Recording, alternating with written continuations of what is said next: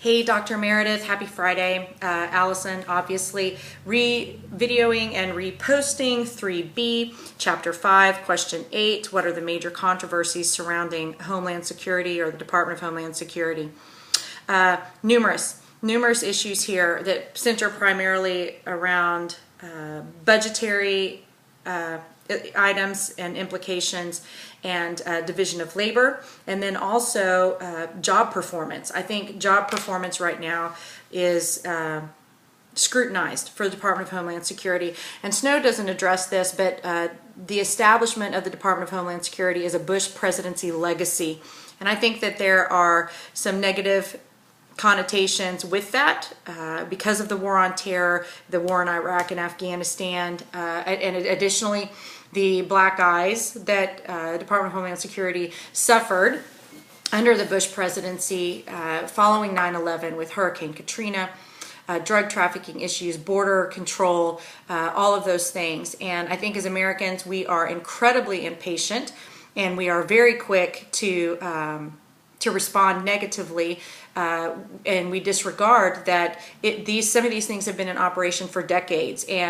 And after if the drug cartel has been infiltrating the border for decades, we can't just fix it, overnight. The war on terror, we've learned throughout this text that it is an evolutionary process for America, and the Department of Homeland Security is no different in its evolutionary process as a participant in combating and mitigating terrorism.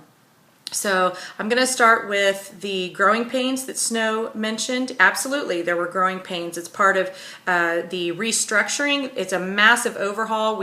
I think it's commonly understood that bureaucratic overhauls create a lot of friction, a lot of tension. Somebody loses authority, perhaps FEMA being placed under Department of Homeland Security. And that became a point of contention. And then, Hurricane Katrina, and look at that massive failure, which I don't think it was an out-and-out failure. There was a lot that went wrong management-wise of that incident, but it's not on the Department of Homeland Security. So I addressed that it was a Bush legacy, and I think that Snow covers that a little bit when he talks about how this has been a politicized issue from day one. I agree with that completely. Its creation and who its creator was has affected how much people want to pat it on the back and recognize accomplishments as an effective institution for Homeland Security. Like I said, some of the failures are probably maybe would have been treated differently if it had not been President Bush. That might be a leap, but I still think it's a possibility because of my own parents' views. There are issues, there are budgetary implications through who gets the funding, who allocates it, where are those allocations? Is it federal? Is it state?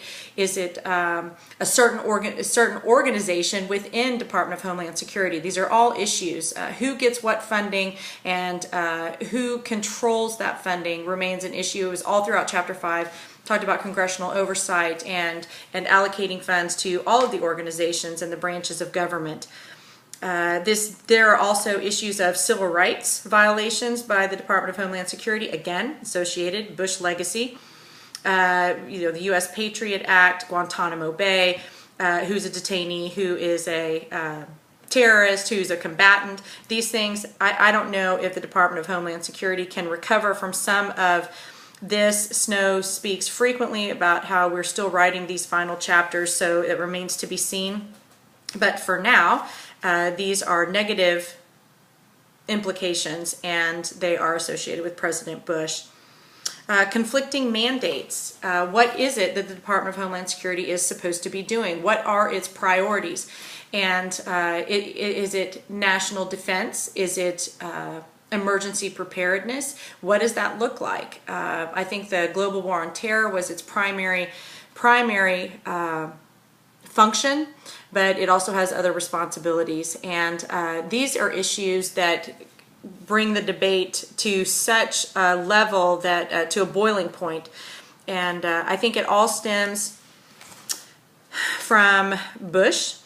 Not personally, but that it's a Bush legacy creation. I also think that it was in a lose-lose scenario because it was born out of tragedy. This wasn't a preemptive creation. This was a reactive creation, and I think there will always be challenges. There was a lot of money shifted, a lot of funding shifted, and now state and federal governments and institutions are vying for priority, and that's going to continue. And as long as that is a condition of funding, then we're going to see some mudslinging going on. So anyway, thank you for the opportunity to repost this. I apologize.